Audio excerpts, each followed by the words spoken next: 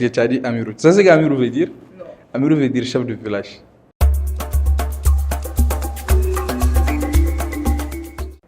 Hello tout le monde, j'espère que vous allez bien. Bienvenue dans ce nouvel épisode d'Enlighten. Aujourd'hui, je suis avec Amirou Touré. On va parler de trading et plein d'autres choses. Je vais laisser notre invité se présenter. Bonsoir à tous. Mon nom c'est Hamadi Amirou Touré. Tu n'as pas mis les Hama El Madan là. Mais ça, je te l'accorde parce que tu as dit Amirou. Tu sais ce qu'Amirou veut dire? Non. Amirou veut dire chef de village. Qui? Oui. Tu En vois, forêt. pas vraiment, pas en Sorin seulement. Tu vois, généralement au nord, quand on dit quelqu'un est un émir, même en Arabie Saoudite, émir, tu n'as jamais entendu parler de émir? Émir, Amirou, ça veut dire la même chose, ça veut dire chef de village. Donc je suis un chef de village. Je suis un chef, on va dire. D'accord, bienvenue au chef de village. Ok. Bonsoir à tous. Mon nom est Hamadi Amirou Touré. Je suis un analyste financier et un trader sur le marché du Forex. Et ça fait plaisir d'être là avec vous ce soir avec Alimatou. J'espère qu'on aura un bon podcast ce soir. D'accord, moi aussi j'espère beaucoup. Alors, tu veux nous parler du trading, c'est quoi exactement? En vérité, le mot trading, en réalité, veut juste dire achat et vente. Maintenant, quand on rentre spécifiquement dans qu'est-ce qu'on fait, et la façon dont les gens l'interprètent aujourd'hui de nos jours, spécialement en Afrique de l'Ouest, les gens associent ça plus avec les marchés boursiers et avec le Forex. Et spécifiquement, moi, je fais du trading sur le marché du Forex. En général, il y a plusieurs types de marchés boursiers. D'accord? On a le marché de Forex, on a le stock market, c'est-à-dire le marché là où on achète les compagnies, on les achète et puis on en vend. Chaque fois quand tu entends parler de marché boursier aux États-Unis, on parle du stock market. Ça veut juste dire le marché boursier aux États-Unis. On a aussi les options, ok? On a les options, on a les indices aussi. Les indices aussi que les gens peuvent trader. Donc il y a beaucoup de façons de trader, mais spécifiquement moi je suis sur le marché des devises. Je fais le Forex. D'accord. Et dans le Forex, comment ça se passe? Donc le Forex, si tu veux le comprendre, je vais te donner ça en forme d'exemple, comme ça va être facile pour ton audience de mieux comprendre. Et toi, par exemple, tu as quitté les États-Unis pour venir ici. C'est pas, tu avais du dollar américain entre les mains. Et quand tu es venu, tu as été obligé de partir au marché ou bien aller à la banque, tu as échangé ça contre du franc CFA. Et cet échange que tu as fait, tu viens de trader sur le marché du Forex sans le savoir. Sauf que toi, tu n'es pas assis sur un ordinateur pour faire des échanges à chaque seconde. Tu utilises ça dans la vie réelle. Et donc, la même façon dont les gens qui sont au marché, à côté de BNDA, là, ceux qui échangent de l'argent, en faisant un bénéfice sur les échanges, toi, tu vas peut-être amener un billet de $100, ils vont te donner ça à 60 000 francs. Et quelqu'un qui a besoin de dollars, ils vont lui donner ça à 65 000 francs. Et cette différence de marge, on appelle ça le spread. Et ça, c'est leur bénéfice de 5 000 francs sur chaque billet de $100. Et nous, on fait exactement la même chose. Derrière un ordinateur, la seule différence, c'est que nous, on a accès à ce qu'on appelle un effet de levier. Okay. Et l'effet de levier, si tu veux le comprendre, c'est-à-dire que le broker, c'est-à-dire la banque, si tu veux, le courtier qui te donne accès au marché, va te donner suffisamment de capital dans ton compte pour que tu puisses faire des transactions par exemple, on peut te donner un levier de 1,100, ça veut dire que pour chaque 1000 francs que tu mets, tu multiplies ça par 100, ça te fait combien? 1000 fois 100, ça te fait 100 000. Donc tu as accès à un effet de levier de 100 000. Tu peux faire une transaction d'une valeur de plus de 100 000. Bon, si tu veux me poser la question aussi, pourquoi le courtier il aurait fait ça? Exactement. Comment il va avoir son argent? Pourquoi il met tout ça à ta disposition? Ok, déjà, c'est un terme ça va être un peu technique. Okay. Mais je vais essayer de te l'expliquer pour que ça puisse être facile pour toi de comprendre. Donc, il y a ce qu'on appelle l'équité et la marge. Ok? Et on a une marge requise et on a une marge libre. La marge requise, c'est lorsque quand maintenant toi tu veux faire une transaction, le broker va t'ajouter de l'argent sur ton compte pour te donner un effet de levier, pour que tu puisses faire des transactions. Mais le broker va t'exiger une marge requise. Et la marge requise, c'est l'argent que toi tu dois avoir. Si toi tu mets 1000 et qu'eux ils te donnent 100 000, ta marge requise c'est les 1000 là.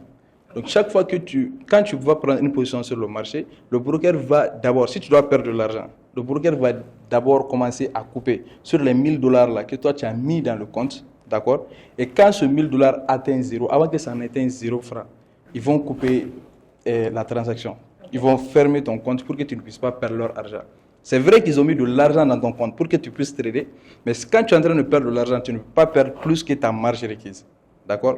Et de l'autre côté, quand tu commences à faire de l'argent, tant que le fait de lever que eux ils ne t'ont pas donné n'a pas été touché d'abord, ils n'ont pas de problème. Ils vont te laisser continuer à utiliser les faits lever. Oui, y a pas, tu peux gagner autant d'argent que tu veux, mais quand tu commences à perdre de l'argent, on regarde ta marge requise et voilà, et on ferme la position une fois que tu... Oui. En parlant de ça même, comment on passe de débutant, c'est-à-dire d'un compte démo à un compte pro? Bon, en réalité, ça, ce n'est pas une étape qui est vraiment difficile. Il suffit d'aller chez un broker. On va te poser beaucoup de questions. Qu'est-ce que tu fais dans la vie? Ainsi de suite, ainsi de suite. Normalement, les formulaires normales qu'on demande à n'importe qui quand tu veux aller chercher un emploi ou un truc du genre comme ça, tu vois. Donc, tu remplis, quand tu ouvres un compte chez une banque, on te pose certaines questions, n'est-ce pas? C'est exactement la même chose sur le broker. Et on essaie de voir quel genre de personne tu es. Est-ce que tu es un débutant? Est-ce que tu es un professionnel? Combien tu gagnes dans ta vie? Tout ça. Après avoir fini avec tout ça, ils vont vérifier tes informations et après on va te donner un compte. Et toi, comment tu fais pour trouver ton broker? Tu te lèves seulement et tu pars sur Internet, tu cherches un broker là-bas ou... En général, oui. Quand tu tapes sur Google, tu peux faire des recherches personnelles toi-même. Poser la question à Google, quels sont les meilleurs brokers d'Amazon? En fonction de ça, tu peux avoir une très bonne idée. Et tu peux aller lire aussi les reviews sur les brokers, ainsi de suite, oui. Et tu pourras éventuellement avoir un code. Quelle est la somme qu'on est censé garder qu'on est censé économiser pour pouvoir se lancer un peu quand même dans le trading? D'accord. Par rapport à ça, j'aimerais d'abord dire que ce n'est pas parce que tu peux commencer le trading avec une petite somme que cette petite somme va te rendre riche. Il faut que ça soit très clair. D'accord? Généralement, les brokers vont te laisser ouvrir des comptes avec même $100. $100 seulement, tu peux ouvrir un compte chez un broker. Mais est-ce que ce $100-là, tu peux le multiplier pour être millionnaire? Ça, c'est la question qu'il faut se poser. Mais en général, tu n'as pas besoin de plus de $100 pour ouvrir un compte. Et ça dépend aussi des brokers. Il y a des brokers qui vont t'exiger peut-être $250. Il y a des brokers qui vont t'exiger $1000. Il y en a même qui vont t'exiger $10 000. Mais sur le marché de Forex, généralement, avec $100, $200, tu devrais être capable d'avoir un compte, c'est réel. Mais avant de commencer, est-ce que c'est important de vraiment durer sur le compte démo pour apprendre, ou bien c'est mieux de se lancer et d'apprendre de ses échecs? En vérité, moi je conseille à tout le monde de commencer avec un compte démo. Okay. Tu sais, en Afrique ici, on ne donne pas la bonne information aux gens. Okay. Et beaucoup de personnes pensent qu'il faut juste se lever, avoir un téléphone ou bien un ordinateur, ouvrir un compte démo et commencer à faire de l'argent virtuel, pensant qu'ils connaissent quelque chose. Et ensuite, ils vont mettre leur argent sur le marché et ils vont perdre ça, sans comprendre pourquoi ils ont perdu. Et ils se diront, ah, quand j'étais sur un compte démo, j'étais millionnaire, maintenant je suis sur un compte réel, je n'ai plus d'argent. Ce n'est pas comme ça que ça fonctionne. Encore une fois, la vie, ce n'est pas dessin animé. Le trading, en réalité, demande vraiment de l'expertise, d'accord? Je dirais de suivre une formation de qualité d'abord, d'avoir des stats, c'est-à-dire auditer le marché pendant une longue période de temps, travailler sur une stratégie qui est rentable à long terme. Et quand tu as tes stats, il y a quelque chose qu'on appelle le playbook. Tu récoltes des données. Quand tu as tes données, si tu fais seulement, par exemple, l'analyse technique, okay, tu regardes le marché, après la collection de tes données, si tu gagnes la majeure partie du temps et que tes résultats sont positifs, c'est uniquement après ça que tu peux penser à aller sur le marché. Mais éventuellement, il y a beaucoup de gens qui font de l'argent sur les comptes démo, ils n'ont pas de stratégie, ils pensent que quand ils vont aller sur le compte réel, que ça va être la même chose, alors que ce n'est pas vrai. Un trader qui n'a pas de données est un farceur. Il faut forcément des données d'abord. Quand tu auras récolté toutes tes données et que tes données sont satisfaisantes, tu peux décider d'aller en compte réel. Ça, c'est mon avis personnel. Et toi, personnellement, quelle a été ton initiation au trading? Mon initiation au trading était en 2016. Okay. En vérité, je cherchais seulement à faire de l'argent parce que j'ai vu sur Internet que les hommes les plus riches du monde, là, ils étaient sur les marchés boursiers. D'accord? Donc, j'ai vu qu'est-ce qui était accessible à moi. Et c'était le Forex qui était accessible à moi. Et donc, j'ai commencé à m'intéresser à ça. Et après, sur YouTube, tu vois, il y a des gens qui sont là-bas qui se disent, des influenceurs qui se disent, ouais, ils sont devenus multimillionnaires dans le trading, etc., etc. D'accord? Et donc, moi aussi, j'ai commencé par là-bas, pensant que c'était comme ça. Et après, voilà. Et c'est comme ça que tu as commencé à trader? Oui, c'est à partir de ça que j'ai commencé à trader. Il y avait beaucoup de liens sur YouTube, il y avait d'autres chaînes aussi, il y avait des sites web, par exemple bpips.com, je ne sais pas si tu es familier avec ça. On donne beaucoup de ressources pour les traders débutants.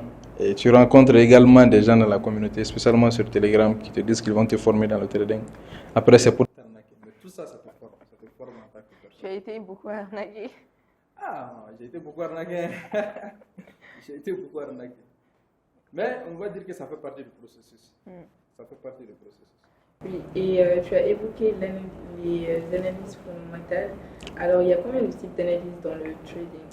Dans le trading, il y a 3 types d'analyses. On a l'analyse technique, on a l'analyse fondamentale et on a l'analyse sentimentale. Et si tu veux que je m'élabore un peu sur ça, je peux le faire. L'analyse technique, en réalité, c'est l'étude du passé d'une charte.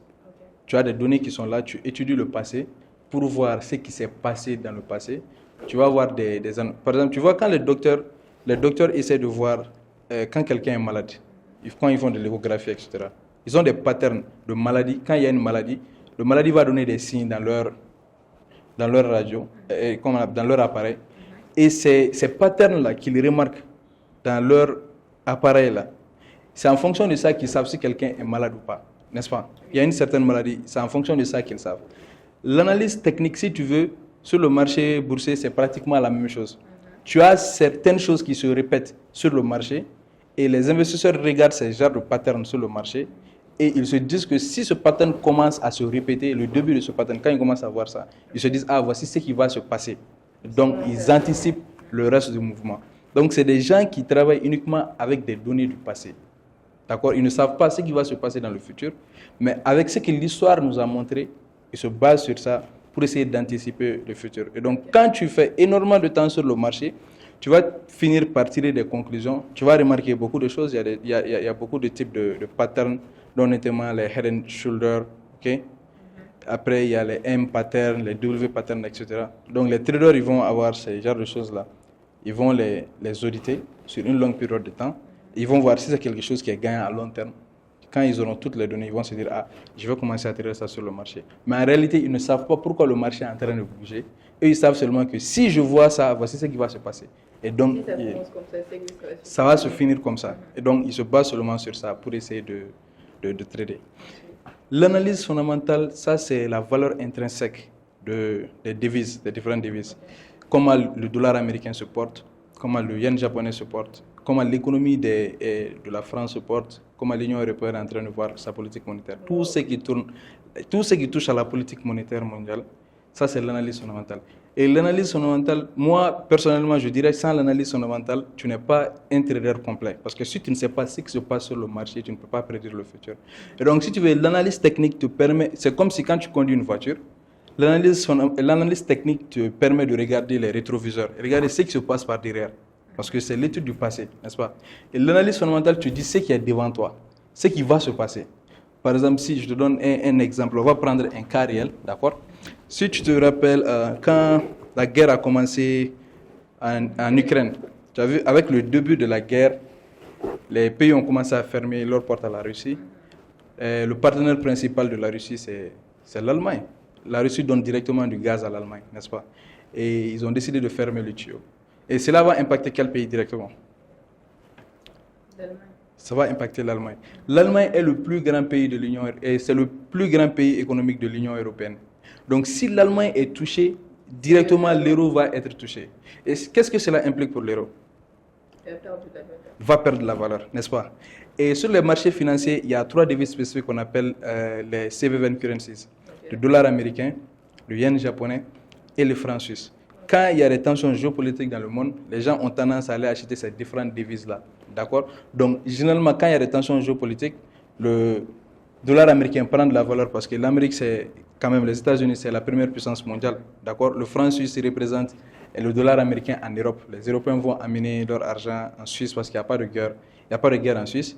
Et au Japon, pour le Japon, c'est un peu différent. Les gens amènent leur argent au Japon simplement dû au fait que le Japon a une politique monétaire très stable, mais qui a tendance à rester à peu près au même niveau.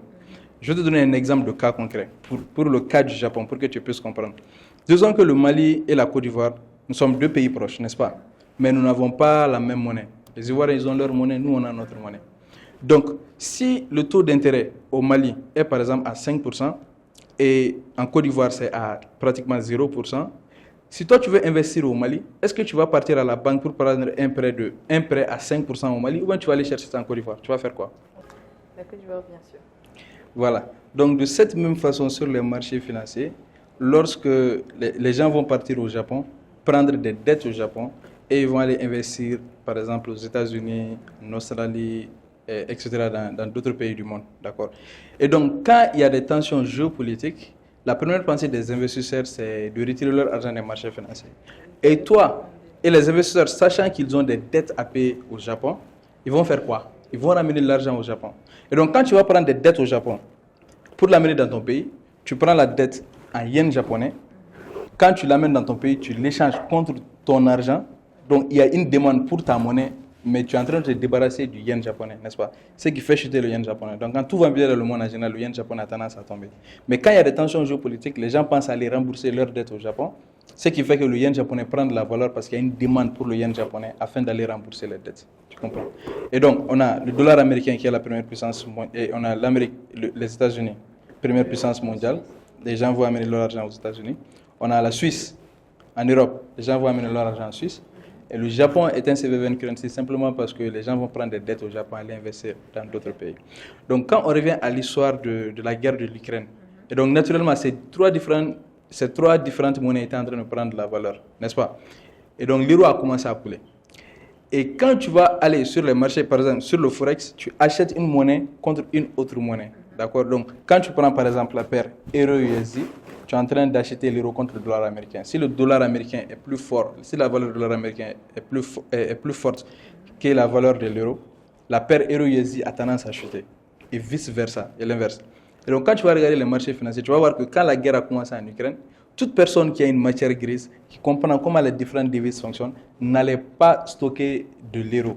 Parce que ces gens comprenaient que l'euro allait perdre la valeur à cause des impacts économiques que l'Union européenne allait avoir. N'est-ce pas? Et le dollar américain allait prendre de la valeur. Donc les gens allaient prendre leur argent, les Européens allaient prendre leur argent et ils allaient l'envoyer aux États-Unis.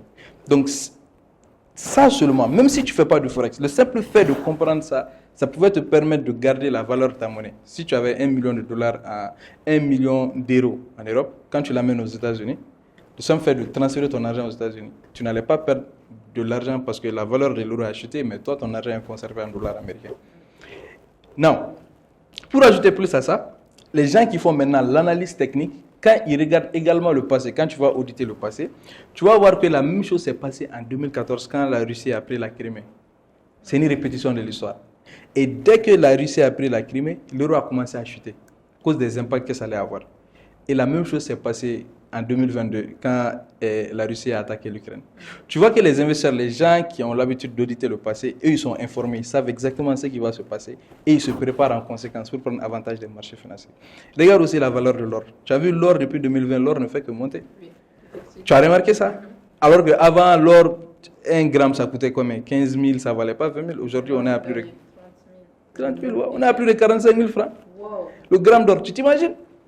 Et tout ça, c'est à cause des tensions géopolitiques, les guerres, les inflations, Covid, tout ça, ça a propulsé le prix de l'or. Et il y a également les banques centrales qui étaient en train d'accumuler énormément d'or. Ça a fait propulser le prix de l'or sur le marché. Quand tu as des informations comme ça, tu peux participer au marché du Forex en tradant avec l'analyse fondamentale.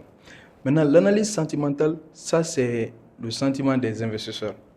Maintenant, il se peut que, généralement, ce qui influence beaucoup les différentes monnaies, indépendamment de la géopolitique, il y a aussi les banques centrales. Les banques centrales, c'est les entités qui contrôlent la monnaie d'un pays. D'accord? Les banques centrales, vu que c'est elles qui s'occupent de la gestion de la monnaie d'un pays, elles peuvent prendre des décisions dont les investisseurs ne sont pas d'accord. La banque centrale peut prendre une décision qui devrait normalement avoir un impact positif sur le marché, mais les investisseurs peuvent décider que ça ne serait pas le cas et ils vont aller contre la banque centrale. Donc, indépendamment de connaître l'analyse technique, l'analyse fondamentale, si tu ne sais pas interpréter le sentiment des traders, ça ne sert à rien. Tu peux avoir une très bonne nouvelle pour une devise spécifique, mais tu vas voir que le marché va faire exactement le contraire de ce à quoi toi tu t'attends. Et donc, tu dois chercher à te positionner en même temps que les grandes banques. Et toutes ces données, on a accès à ça. Parce que ça, c'est des données qui sont publiques. Okay? Tu peux aller voir comment les banques sont alignées, ceux qui font de la spéculation sont alignés. Et tu peux regarder ceux qui sont en train de faire en fonction de ça, te placer sur le marché en même temps que Donc, dans le trading, on ne peut pas seulement marcher avec une seule technique. Par exemple, l'analyse technique ou l'analyse fondamentale, il faut avoir les deux. Faire un bon combo. En général, il y a beaucoup de personnes qui se limitent seulement à l'analyse technique. On peut être très bien rentable avec l'analyse technique, mais ce n'est pas du tout facile. Ce n'est pas du tout facile. Et si tu veux, encore une fois, les marchés, le trading, je vais te raconter une histoire qui s'est passée en Inde, d'accord? On a appelé 3 aveugles.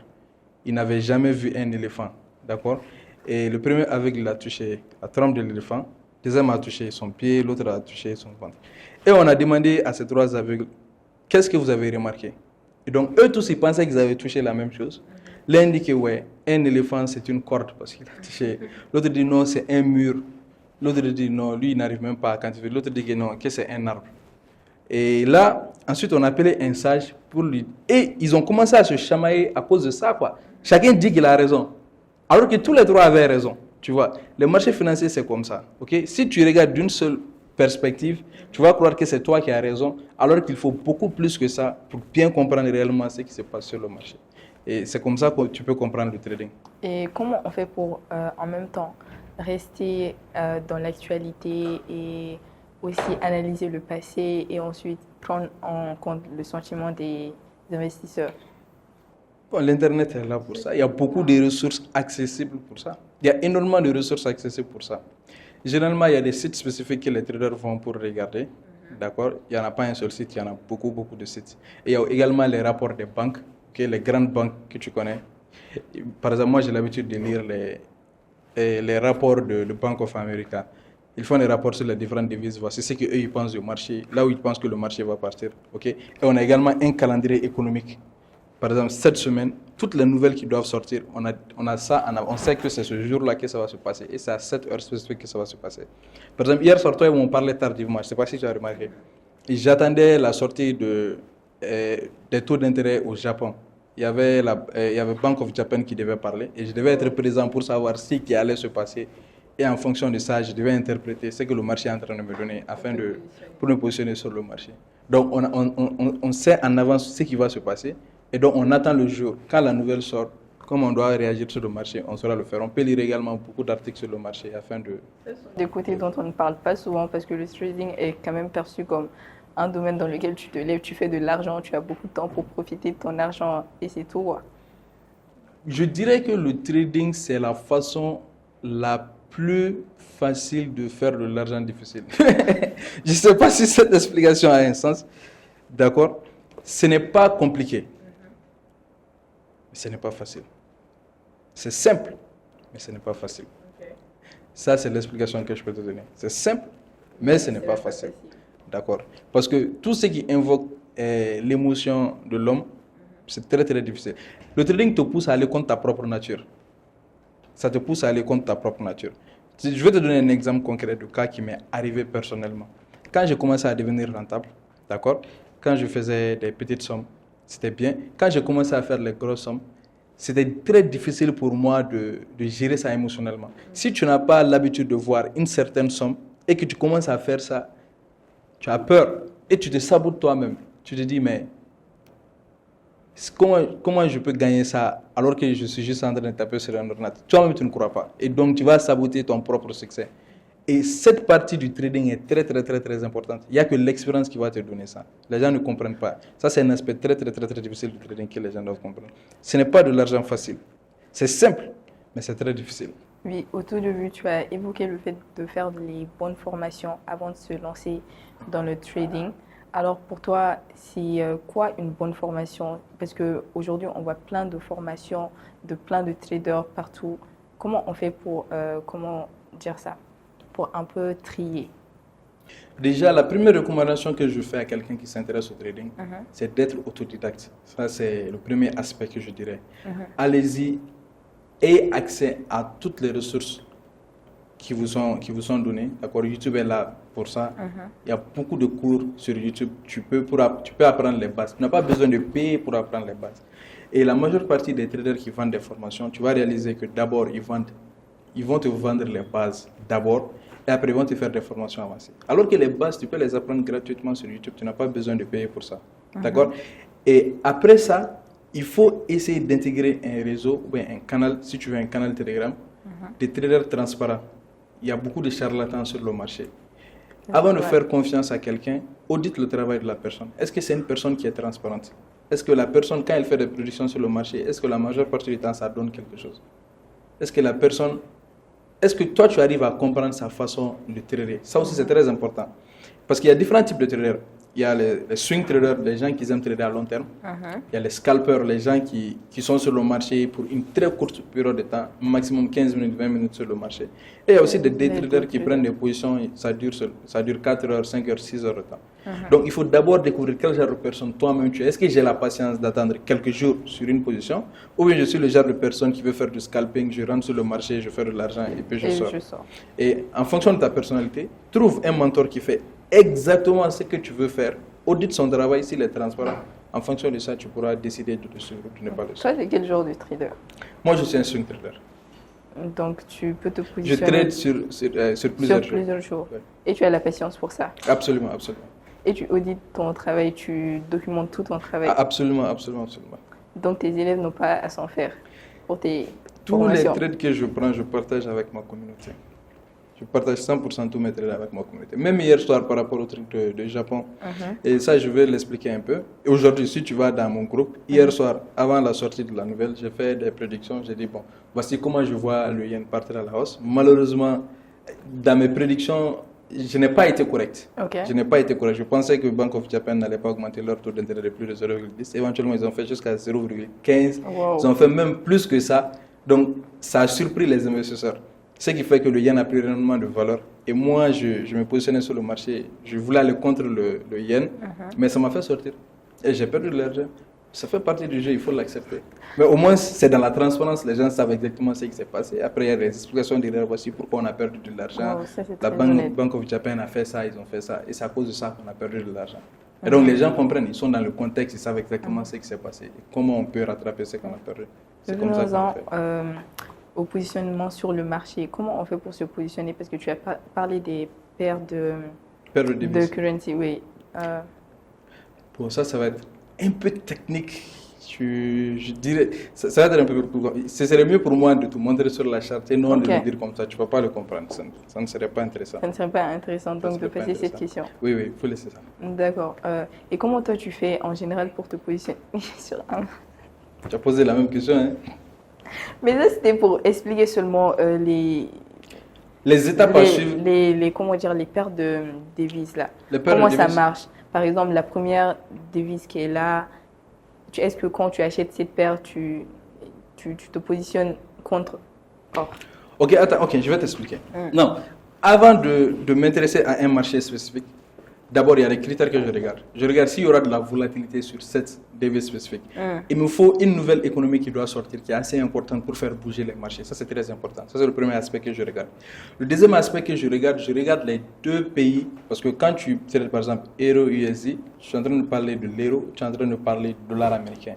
Le dollar américain, je vais regarder l'économie des États-Unis pour voir comment est-ce que l'économie des États-Unis se porte. Parce que c'est en fonction de ça que le dollar américain prend de la valeur. D'accord? Ensuite, je regarde également l'économie de l'euro, de la zone euro, comment est-ce que l'Union européenne se porte. Et quand je saurai ça, quelle économie est plus forte que quelle économie, pourquoi cette devise spécifique doit monter, pourquoi cette devise spécifique doit tomber. Je regarde les politiques monétaires des banques centrales pour voir ce qu'ils sont en train de penser, ce qu'ils comptent faire. D'accord, je regarde l'aspect géopolitique du monde pour voir, parce que je te l'ai dit, quand on est dans une tension géopolitique, même s'il y a un pays qui se porte bien, le problème c'est que les investisseurs ont peur, ils vont plutôt investir dans les pays, vont investir leur argent sur des devises qui prennent de la valeur dans les tensions géopolitiques. Donc je me rassure qu'on n'est pas dans une tension géopolitique et c'est en fonction de ça que je me positionne sur le marché. Après avoir fait mon analyse fondamentale, comprendre réellement ce qu'il faut regarder en termes de devises, parce que tu as beaucoup de devises. Je regarde les différents pays. Pourquoi prendre spécifiquement Euro-USD? Pourquoi prendre GBP-USD? Parce que je sais qu'il y a une nouvelle économique importante qui va sortir, qui va impacter ces différentes devises. Et je sais qu'il y aura de la volatilité au rendez-vous. Quel sens je dois prendre sur le marché? Je me positionne en fonction de ça. Et quand j'ai une très bonne compréhension de ce qui se passe de façon macroéconomique et microéconomique dans le monde, ensuite, je vais sur ma charte, je regarde qu'est-ce que le marché est en train de me montrer, l'analyse technique. Maintenant, je touche l'aspect technique pour voir qu'est-ce que le marché est en train de me montrer. Est-ce que nous sommes dans une zone institutionnelle? Est-ce que c'est intéressant d'acheter le marché à ce prix spécifique? Pourquoi oui, pourquoi non, ainsi de suite. Ensuite, je regarde le sentiment des investisseurs. Qu'est-ce que les banques sont en train de dire par rapport à cette devise spécifique? Où sont les prix qu'ils sont en train de regarder, etc., etc. Et si c'est quelque chose qui m'intéresse, j'attends la sortie de la nouvelle. Si c'est ce à quoi je m'attendais, ensuite, en fonction de ça, je regarde le sentiment. Si le sentiment est dans ma direction, je me positionne sur le marché. C'est ce que je fais. D'accord. Donc, dans le Forex, on ne se positionne que sur les currencies seulement, pas l'or et autres, où ça fait partie aussi. Si tu peux te positionner sur l'or, l'or en général on l'appelle commodity currency. Tu peux te positionner sur l'or, sur l'argent, les indices aussi. Tu peux te positionner également sur les indices. Tu peux faire ça. D'accord. Donc, pour une personne qui aimerait se lancer, pour toi, c'est quoi la réelle, première étape? Pour se lancer dans le trading, commence déjà par faire des recherches toi-même sur YouTube. Fais ça d'abord pour avoir une bonne compréhension de qu'est-ce que c'est que le Forex. C'est facile, tape seulement sur YouTube qu'est-ce que c'est que le Forex. Tu vas avoir beaucoup de vidéos qui vont te l'expliquer. N'est-ce pas? Essaye d'apprendre quelques termes du trading. Qu'est-ce que c'est que le lot, qu'est-ce que c'est que le PIPS, etc., etc., les devises de base, devises cotées, etc. Quand tu auras cette bonne compréhension, ensuite trouve-toi un mentor qui va te former. Mais n'essaie pas de réinventer la roue. Sinon, tu vas perdre énormément de temps avant de devenir rentable sur le marché. Et quels seraient tes conseils? Ça, ce sont mes conseils. Ça, ce sont tes conseils aussi? Oui, il faut essayer de se former. Quand tu as les bases, va te former. D'accord. Il n'y a pas de midi à 14 heures à ça. Les gens essayent de réinventer la roue, c'est pourquoi ils perdent énormément de temps. Pourquoi réinventer la roue si tu peux te permettre de payer pour ça? Ça n'a pas de sens. Il faut juste aller droit au but. Tu n'as pas besoin de tourner pour ça. Toi, tu peux nous donner quelques termes un peu techniques, mais basiques aussi du trading? À part les fonctions acheter, vendre, PIPS, stop loss. C'est quoi un PIPS? TP. Un PIPS, c'est le mouvement minimum que le marché fait. Par exemple, quand tu vois, la façon dont on quantifie les choses, tu as 1 mètre, 2 mètres, 3 mètres. Sur le marché, le PIPS, c'est l'unité de mesure du mouvement du marché. Le stop loss, c'est l'endroit où tu fermes ta position lorsque tu estimes que tu as tort. Si je prends une position à l'achat, par exemple, j'achète quelque chose, disons à 1000 francs, je me dis, si le marché va contre moi, je voudrais sortir à 800 francs. Je mets mon stop loss à 800 francs. Une fois que le marché atteint 800 francs, ça ferme ma position automatiquement. Donc, je sors du marché. Tu peux le faire manuellement, mais tu peux le placer aussi si tu veux. Et TP, c'est l'inverse du stop loss. Quand je prends une position, si j'achète à 1000, je veux sortir par exemple à 3000. Je me dis, quand ça arrive à 3000, je veux que le marché ferme automatiquement ma position. Je prends un profit de 3000 et je mets mon TP au niveau de 3000. Quand ça monte, ça monte. D'accord. Maintenant, j'aimerais qu'on parle d'un truc un peu plus éloigné du trading, l'intelligence artificielle. Tu penses c'est quoi l'impact de cette nouvelle technologie sur le trading? L'intelligence artificielle, comme dans tous les domaines, va avoir un impact très significatif sur le trading. D'accord? Pourquoi je dis ça? Parce que quand tu regardes aujourd'hui, en moyenne aujourd'hui, 70% des trades qui sont pris sur le marché, c'est fait avec des ordinateurs. Les gens ne le savent pas. Le trading aujourd'hui n'est plus manuel. Avant, quand tu regardes les vidéos de Wall Street, tu vas voir, on a des grandes salles où il y a beaucoup de personnes, ils sont en train de s'appeler le téléphone, achète, va, achète, va. Aujourd'hui, il n'y a que des ordinateurs là-bas. La majeure partie des choses qui sont là-bas, c'est des ordinateurs super puissants qui prennent des trades algorithmiques. Donc, moi-même, je pense qu'éventuellement, dans le futur, nous, on va se diriger vers ça. On est obligé de le faire, on est obligé de s'adapter. L'intelligence artificielle est là et vous allez tous partir vers ça. On sera obligé de le faire. Donc, ça a plutôt un impact positif et non négatif? Si ça a un impact positif, parce que ça te permet de récolter des données assez rapidement. Je vais te donner un exemple. Moi, avant, quand je récoltais mes données, personnellement, ça pouvait me prendre 6 à 7 mois avant de rassembler certaines choses. Aujourd'hui, il y a un élève que j'ai formé qui fait un peu de Python. D'accord, il nous a amené des données que moi, je n'aurais jamais pu récolter en moins de 6 mois. Et il nous a donné des données sur différentes paires, il nous a donné exactement, il prend une paire spécifique, il nous dit en moyenne cette paire change de direction, à quelle heure spécifique sur le marché. Si par exemple, ok, je te donne un exemple tout de suite. Si dans la semaine, EURUSD va changer de direction le mardi ou même le mercredi, d'accord, il y a des heures spécifiques durant lesquelles ça va le faire. Et donc, avec l'intelligence artificielle, il a fait ses codes, il a tout ça là. Et puis, il nous a amené des données qui nous donne les heures spécifiques, le pourcentage de temps, quand est-ce que ces différentes divisions changent de direction à des heures spécifiques. Et ça, c'était très important parce que ça m'a permis de réaliser qu'il y a beaucoup de choses que je faisais qui n'étaient pas bien et ça m'a permis de les corriger. Mais on a eu cette donnée-là très rapidement. Ça allait nous prendre énormément de temps pour les avoir, mais grâce à lui, on a eu très vite, tu vois. Du coup, avec cette constante évolution, comment tu fais pour t'adapter? Continue d'apprendre. Tu continues d'apprendre? Continue d'apprendre. On ne finit jamais d'apprendre. Je suis un éternel apprenant. Tous les jours, même hier soir, j'étais en train de faire des lectures. Je continue d'apprendre, je continue de lire, je continue de me cultiver surtout, d'accord, par rapport au marché financier. Comment je peux être plus productif et comment je peux gagner plus sur le marché. Tu as des livres à conseiller? Hein? Tu as des livres à conseiller? Par rapport au trading, il y en a beaucoup, je préfère les écrire, ok, et te les donner. Comme ça, si tu veux, tu peux mettre ça sous la vidéo, ce serait plus intéressant. Je vais mettre ça en description. En description, oui, c'est mieux. Alors, merci beaucoup, Amirou, pour cette discussion assez intéressante sur le trading. Alors, comment nos auditeurs peuvent faire pour te contacter? Ils peuvent avoir accès à moi sur mes différents réseaux sociaux. Par exemple, mon Facebook, c'est Hamadi Amirou Touré. Il y a le lien de mon Telegram aussi que tu pourras mettre en description. Généralement, ce sont sur ces deux réseaux que les gens peuvent chanter. D'accord. Merci beaucoup d'avoir passé cet épisode avec nous. C'est un épisode très intéressant et c'était un plaisir de t'avoir, Amirou. Encore merci. Vous pouvez liker, commenter, on lit tous vos commentaires. Bisous. Merci.